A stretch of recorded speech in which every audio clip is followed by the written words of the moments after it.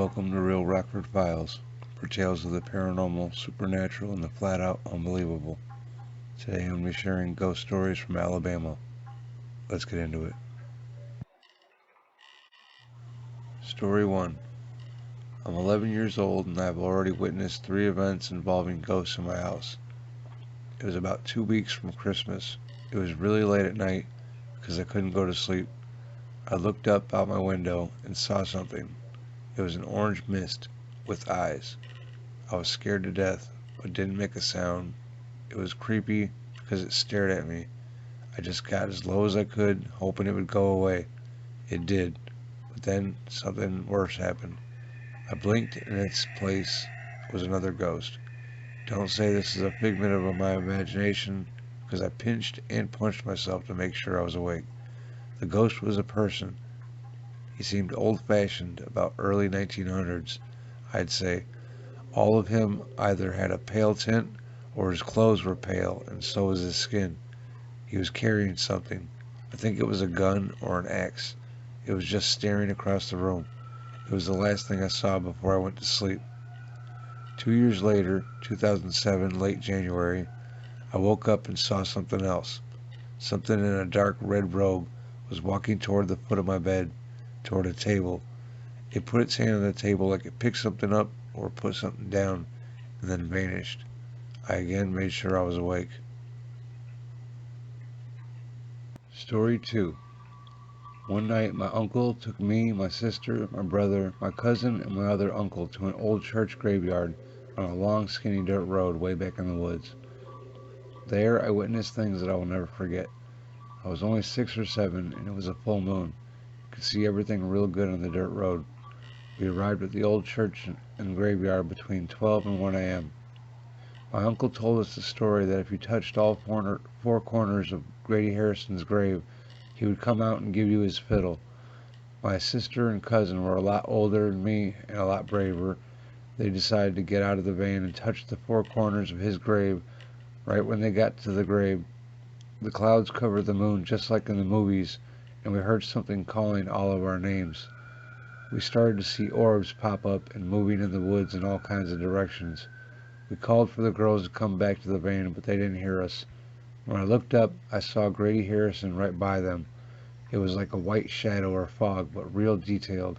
He was playing his fiddle and dancing a jig. Finally, they saw the ghost and ran back to the van. But the story isn't over yet. The van wouldn't start. Not only that, but at the old church, there was an old walking cane hanging out the window at least 5 feet and turning all different ways. And the orbs started getting closer and making strange noises.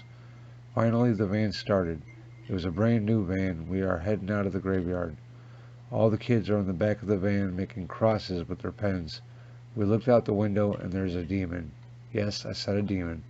It had 4 legs, a black body, a black and red face with a fire mane, kind of like a lion's mane, and fire eyes. It was running right beside the van. I looked right at it and felt that literally made me sick. Once we made it to the paved road, it was gone. I've seen ghosts before. We visited all 13 Alabama ghosts, but I never went looking for them after that. I believe in God, but after witnessing what I did on that night, I also believe in the devil and all the bad things he produces. So if you are ever around Opp, Alabama, just on the other side of Kinston, if you want to believe yourself, just go visit Harrison's graveyard on a full moon night, but don't say I didn't warn you. Story 3. My father's family cemetery is located at the foot of 2 mountains in a hollow. The cemetery is divided into 4 family groups. One enclosed cemetery has a tombstone that vibrates when you touch it. My father told me this story, and one day I had him take me to it. I put a bottle of water on top on the stone and nothing happened. I touched it and it began to vibrate. I put the bottle of water back on it and it didn't move. I leaned up against it with the bottle of water and it vibrated. When I stepped away, it stopped. No one knows why the tombstone vibrates. Later that year, I was at the cemetery with my daughter doing some research, and she saw something moving around in the enclosed cemetery. Since this is a private cemetery, I walked up there, and in the cemetery we see a lady in a long gown. She wasn't walking, sort of floating. We couldn't see her feet. We both stood there and watched her float towards the vibrating stone. She disappeared. When we walked up to the grave, you could see footprints in the dirt, and the stone was vibrating. I told my father about it, and he said that the woman buried there died before her husband, and her husband had erected the stone with his name on it. Later, he remarried. When he died, his second wife had him buried in her family's plot. What me and my daughter saw was her searching for her lost husband. Story 4. When I was smaller, the attic to my house was used for storage and nothing special really. I never went up there. There was no AC or heater. But in the summer of 2005, my attic was redone, and now it's a playroom for my sister and I. There are 2 TVs up there, a couch, and 1 window. There are also 2 closet doors for storage. They stay cold, dark, and dank all year round. It all started in the attic when I turned off my video game, and the TV started thumping from the inside, sounding like a heartbeat. This still goes on, mind you, and I just blew this off and thought nothing of it.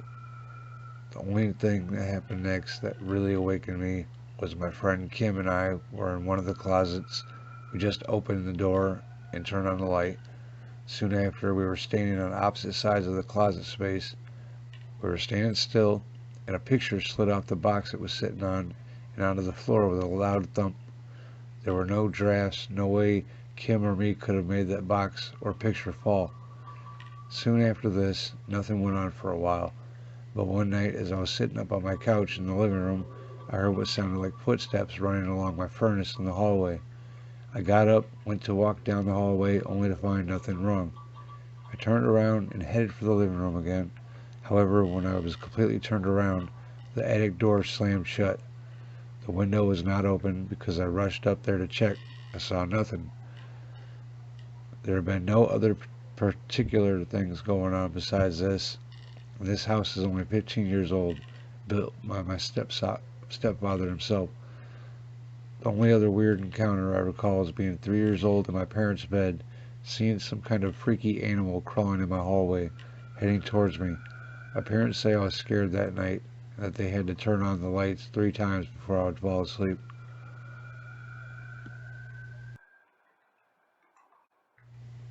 Story 5.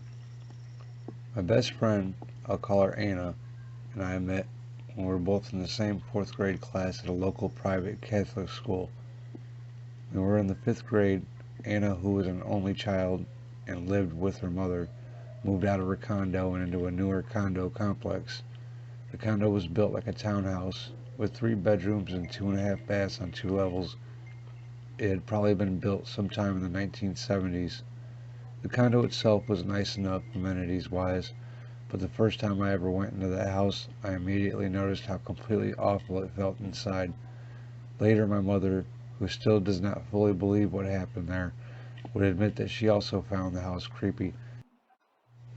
It seemed to be unnaturally dark in there, and it just had this miserable feeling that even permeated the front and back porch. The feeling was not depressing as much as it was ugly. That is the best word I can use to describe the way this condo felt. Things began to happen immediately.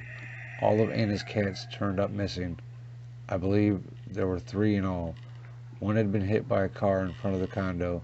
This is actually really weird because the front door faced a parking lot with speed bumps everywhere.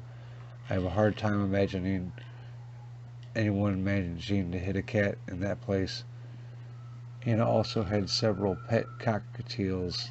At some point, they decided to give the birds to her grandmother because she and her mother were afraid the birds may die also. The birds were really loud, and after they had been removed from the house, you could still hear them chirping from the room that they had been in. I witnessed this myself and found it particularly creepy. I often spent the night with Anna on the weekends, and we all stayed in the same room together. Anna, her mom, and me.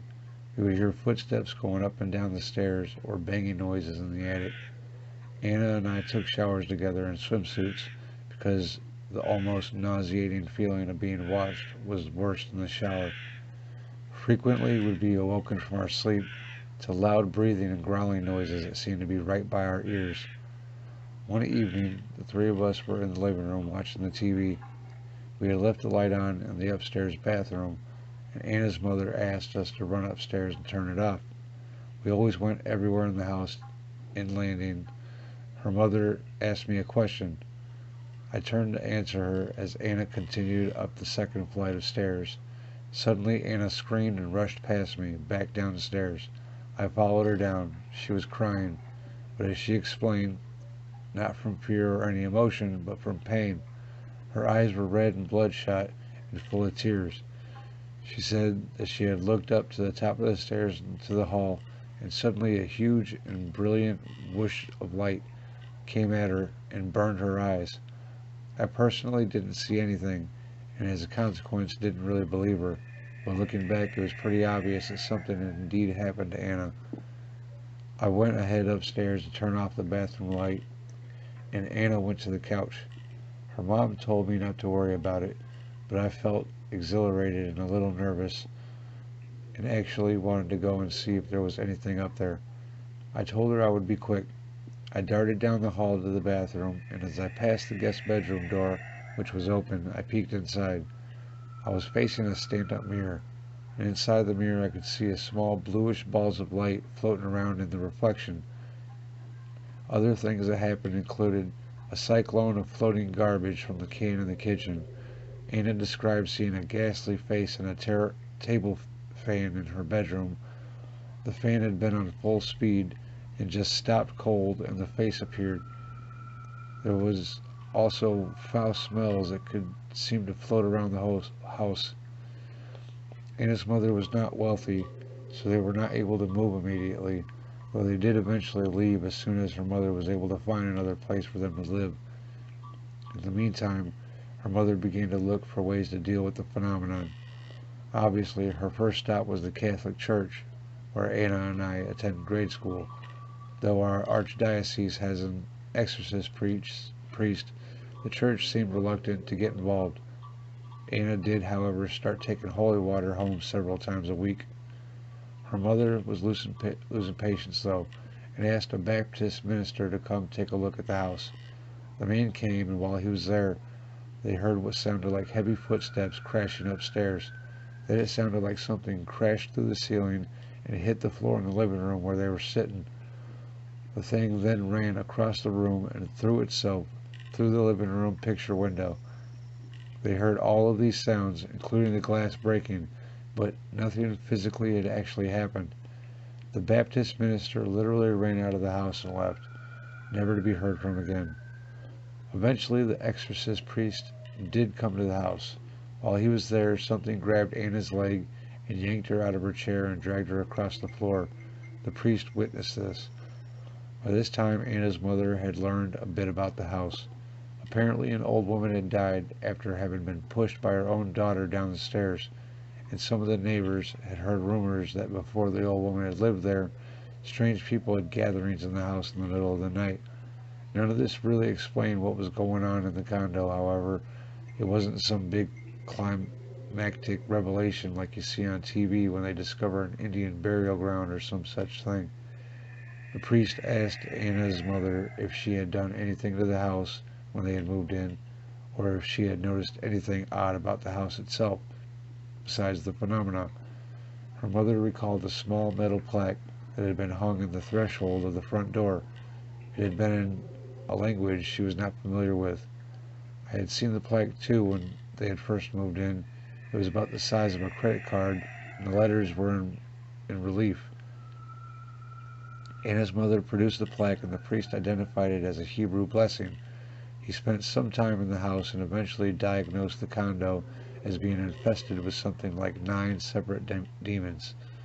He then replaced the plaque inside the door frame, and within a week, the condo was exorcised by the Catholic Church. I don't know what happened during this time. Only her mother was present when the exorcism took place. Anna stayed with her grandmother. The exorcism was successful for the most part. No more major incidents occurred in the house, though it still had that ugly aura about it. Also, the bad smells and unnatural shadows lingered on. They moved from the condo less than a year later. To this day, Anna doesn't like to talk about what happened when we were kids.